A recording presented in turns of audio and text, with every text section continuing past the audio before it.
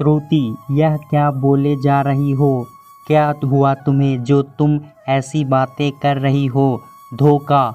हमने या मम्मी ने आपको कब धोखा दिया? बोलने से पहले कुछ तो लिहाज किया होता। आप घर की बड़ी बहू हैं। मम्मी ने और हम सभी ने हमेशा आपको मान दिया।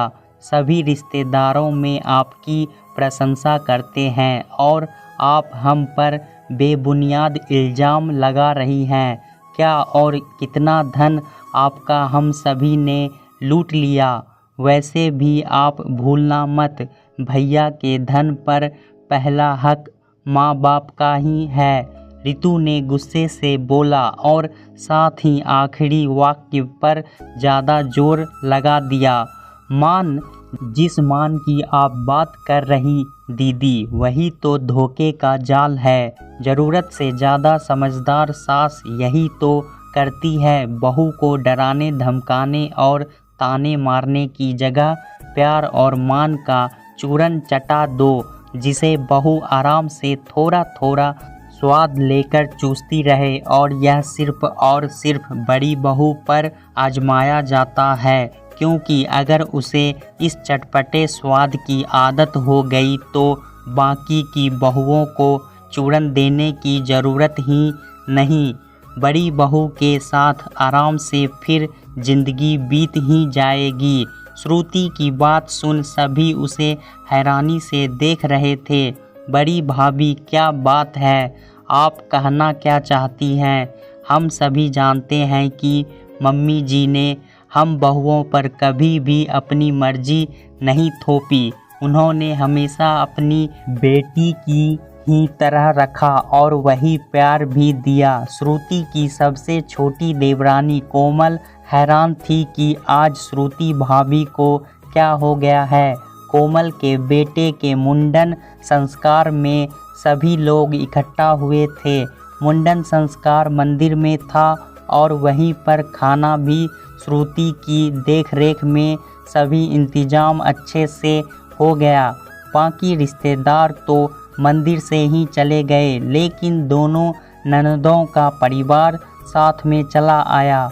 घर आकर सभी आराम करने चले गए, लेकिन श्रुति को यह कहकर कि तुम बड़ी हो, सब अच्छे से सामान रखवा देना बोलकर सास कमला जी अपनी बेटियों के साथ अपने कमरे में चली गई। बड़ी देवरानी खुशबू सिर दर्द का बहाना करके अपने कमरे में चली गई और कोमल का बेटा रो रहा था तो उसे खुद श्रुति ने ही आराम करने भेज दिया। सब काम निपटाकर श्रुति आराम करने की सोच रही थी कि ससुर जी का पैगाम आ गया कि बड़ी बहू से कहो कि चाय के साथ पकौड़े और चटनी भी बना दे। श्रुति चुपचाप किचन में जाकर तैयारी करने लगी। पकौड़े की महक से सभी आराम फरमाती औरतें भी बाहर आ गई। 2 घंटे पहले जिन ननदों ने यह कहा था कि शाम को खाना नहीं खाएंगे, वो भी 2-2 प्लेट पकौड़े चट कर गई और थोड़ी देर बाद अंदर बाहर श्रुति के पकौड़े के गुणगान होने लगे। सभी ने प्लेट भर कर खाया, लेकिन एक बार भी किसी ने यह नहीं पूछा कि श्रुति तुमने खाया। रात का भी खाना निपटाकर सभी लिविंग रूम में बैठकर बातें करने लगे और श्रुति अभी भी किचन में सुबह के नाश्ते का इंतजाम कर रही थी। श्रुति बहुत थक गई थी और आराम करना चाहती थी, लेकिन जैसे ही वो अपने कमरे में जाने लगी उसे कमला जी ने टोक दिया कि अभी घर के दामाद जगे हुए हैं और अगर कुछ मांग बैठे तो तुम घर की बड़ी बहू हो, अभी कैसे सो सकती हो। ना चाहते हुए भी श्रुति को सबके साथ बैठना पड़ा। बातों का सिलसिला निकला तो नाते रिश्तेदारों की बुराई भी होने लगी और तभी मसला निकला धोखा और फिर रिश्तेदारों के धोखे पर कसीदे पढ़े जाने लगे। श्रुति सभी की बातें चुपचाप सुन रही थी। तभी बड़े दामाद जी उसे खामोश देख पूछ बैठे, बड़ी भाभी क्या आपने कभी धोखा खाया है? और हाँ तो किसने दिया? थकी श्रुति तंज हंसी के साथ बोली, जीजाजी सच में आप सभी जानना चाहते हैं कि मुझे धोखा किसने दिया? श्रुति के इस सवाल पर सभी में उत्सुकता हो गई और सभी ने हाँ कहा। तो श्रुति ने कहा, पिछले 7 सालों से मम्मी जी और आप सभी मुझसे धोखा कर रहे। श्रुति के यह कहते ही वहाँ सन्नाटा छा गया। फिर छोटे नंदोई जोर से हंसते हुए बोले, मान गए भाभी जी, आपका सेंस ऑफ ह्यूमर बहुत मजाकिया है। छोटे जीजाजी मैं मजाक नहीं कर रही, आपको सत्य बता रही हूँ। सच में 7 सालों से मेरे साथ धोखा हो रहा है। श्रुति ने जब अपनी बात दोहराई तो बड़ी ननद ऋतु गुस्से से बोल पड़ी, कोमल बेटी की तरह समझा लेकिन बेटी माना नहीं। अगर मानती तो उन्हें इस बड़ी बेटी का दर्द भी दिखता। धोखा सिर्फ पैसों से नहीं दिया जाता, धोखा भावनाओं का भी होता है। मैंने तो अभी अपनी बात में कहीं भी पैसों का जिक्र नहीं किया, लेकिन ऋतु दीदी ने तुरंत यह एहसास करा दिया कि पति की सैलरी पर पहला हक सास ससुर का होता है। वैसे बड़े जीजाजी आप बताइए, अभी दीदी ने पैसों को लेकर जो नियम बताए क्या वो इसका पालन करती है? क्योंकि हम सभी जानते हैं कि आप अपने परिवार से अलग रहते हैं।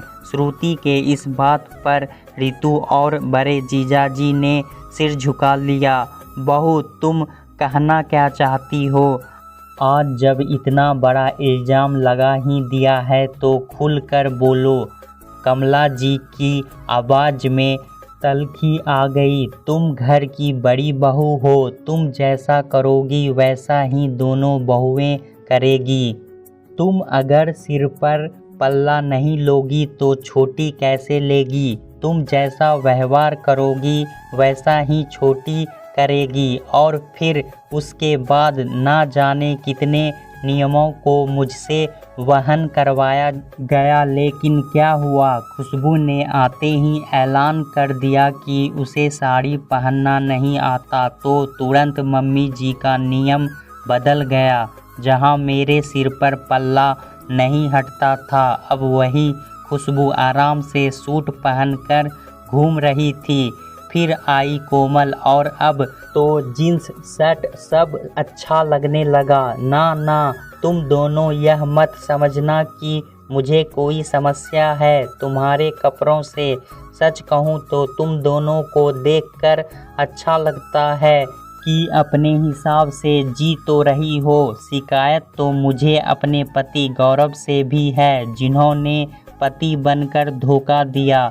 7 सालों में अपनी ज़रूरतों के अलावा कभी भी इन्होंने अपने पति होने का वादा नहीं निभाया। अगर कभी आस लगाई तो हमेशा बेटा और भाई की नज़र आया। उस वक्त तो आस बिल्कुल ही टूट गई जब 2 साल के इंतज़ार के बाद बेसिक शिक्षा अधिकारी में चयन हुआ। लेकिन मम्मी जी ने हाथ ऊपर कर लिया कि वो नहीं संभाल पाएगी, जबकि सिर्फ 8 घंटे की बात थी। मेरी ट्रेनिंग पूरी हो जाती और आज मम्मी जी कोमल के ऑफिस जाने के बाद उसके बेटे को दिन रात संभालती है और उन्हें अब कोई दर्द या बीमारी भी नहीं है। यह तो सिर्फ मेरे साथ हुए धोखे का विवरण है। अगर बच्चों के बीच का धोखा बताया तो लिस्ट ख़त्म नहीं होगी। आज सुबह से काम में लगी हूँ और सभी बड़ी बहू का फर्ज हर समय याद दिला रहे, लेकिन किसी ने भी यह याद नहीं रखा कि उसे भी एक पल आराम की ज़रूरत है। क्यों? क्योंकि मैं बड़ी बहू हूँ और सबका ख्याल रखना मेरा फर्ज है। रिश्तेदारों में सब तरफ यह चर्चा होनी चाहिए कि कमला जी की बहू बहुत गुणी है और लायक है, लेकिन किसी ने कभी मुझसे नहीं पूछा कि मेरे ससुराल वाले मेरी नज़र में कितने लायक हैं, क्योंकि बड़ी बहू की सोच से किसी को कोई फ़र्क नहीं पड़ता। बोलते बोलते श्रुति चुप हो गई और उसने नम आँखों से सबको देखा और फिर गुड नाइट बोलकर वहाँ से चली गई आराम करने, क्योंकि कल सुबह उसे फिर से बड़ी बहू का फ़र्ज निभाना है। आपको क्या लगता है कि श्रुति की ज़िंदगी बदल जाएगी या बड़ी बहू की पदवी के साथ वो धोखा खाती रहेगी? दोस्तों, जब घर में बड़ी बहू आती है तो उसे बहुत तरह के रीति रिवाजों से बांध दिया जाता है और उसे यह जिम्मेदारी दे दी जाती है कि आगे जब कोई दूसरी बहू आएगी तो उसी के नक्शे कदम पर चलेगी। अगर बड़ी बहू बड़ों का सम्मान और छोटों को प्यार देगी तो छोटी बहू भी उससे देखकर वैसे ही व्यवहार दूसरों के साथ करेगी।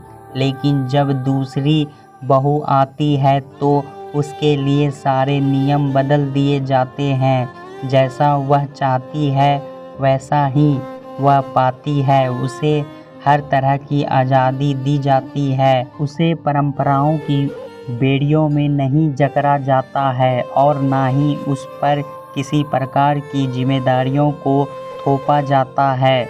वह अपनी ज़िंदगी अपने हिसाब से और पूर्ण आज़ादी के साथ जीती है। क्योंकि श्रुति घर की बड़ी बहू थी, इसलिए सारी उम्मीद उससे की गई और सारी जिम्मेदारियां उस पर थोप दी गई और उसे परंपराओं और जिम्मेदारियों के नाम पर ठगा गया। दोस्तों, कहानी कैसा लगा हमें कमेंट में ज़रूर बताएं। इसी तरह की पारिवारिक कहानी सुनने के लिए हमारे चैनल को सब्सक्राइब ज़रूर करें। धन्यवाद।